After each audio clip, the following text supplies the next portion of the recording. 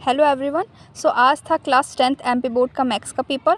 I hope आप सभी का पेपर बहुत अच्छा गया होगा। सो मेरे पास है मैथमेटिक्स बेसिक का पेपर। सो अब हम इसके आंसर के डिस्कस कर लेते हैं।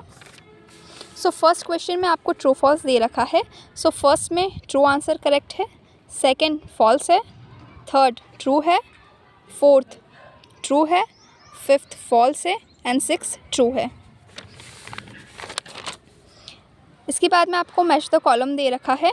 सो फर्स्ट वाले का वन ऑप्शन करेक्ट है, इसमें ई लिखना था।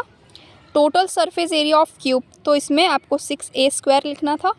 थर्ड में आपको एरिया पूछा था सेक्टर का, तो इसका डी ऑप्शन करेक्ट है। उसके बाद में फोर्थ में इसमें आपको इसका बी ऑप्शन करेक्ट है। उसके बाद में फिफ्थ में इसका ए ऑप्शन करेक्ट है और सिक्स में इसका सी ऑप्शन करेक्ट है। फिर आपको इसमें डिफ़ाइन करना था वन वर्ड में और वन सेंटेंस में। फर्स्ट में आपको लाइन ऑफ साइट डिफ़ाइन करना था। सेकंड में आपको जो क्वाड्रेटिक इक्वेशन का जो फॉर्मूला है वो लिखना था। सो ये दे रखा है -b प्लस माइनस रूट में b² - 4ac अपॉन में 2a। उसके बाद में थर्ड में आपको बताना था कि जितनी भी प्रोबेबिलिटी है किसी भी एक्सपेरिमेंट या किसी भी इवेंट की, तो उसका जो सम होता है वो 1 ही होता है। फिर उसके बाद में इसमें आपको दे रखा था कि कंसिस्टेंट इक्वेशन के लिए कौन सा सोल्यूशन हो सकता है, तो वो इनफाइनाइट मैनी सोल्यूशन, जिसमें आपका a अपॉन में a2, b अपॉन में b2 और c अपॉन में c2 बराबर होना चाहिए, तो वो आपका इनफाइनाइट मैनी सोल्यूशन होता है। फिर फिफ्थ में आपको सेकेंड जो सर्कल का सेकेंड होता है उसको डिफाइन करना था और सिक्स में भी आपको इसमें लिखना था। फिर इसमें जो है आपको करेक्ट ऑप्शन के लिए दे रखा है, मल्टीपल चॉइस क्वेश्चन है।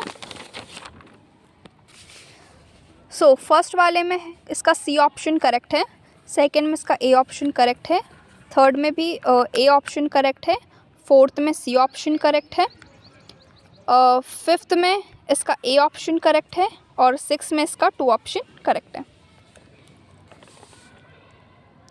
फिर इसमें आपको फिलिंग द ब्लैंक्स दे रखा है। सो फर्स्ट में इसका 3 लिखना था। The maximum number of zero of cubic, तो क्यूबिक मतलब 3 होता है।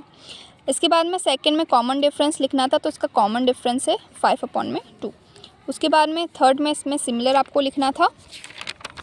इसके बाद में फोर्थ में the tangent at any point of the circle is perpendicular to the radius to the point of contact.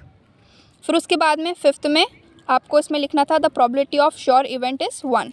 The distance of point from x axis is called its ordinate, तो इसमें आपको एक्स एक्सिस लिखना था।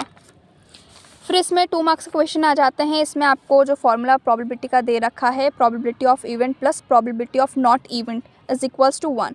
तो यहाँ पे आपको probability of event की जगह यहाँ पे आपको क्या 0.15 दे रखा है, प्रोबेबिलिटी ऑफ नॉट इवेंट निकालना था, तो 1 में से इसको सब्ट्रैक्ट करेंगे तो 0.85 आ जाएगा।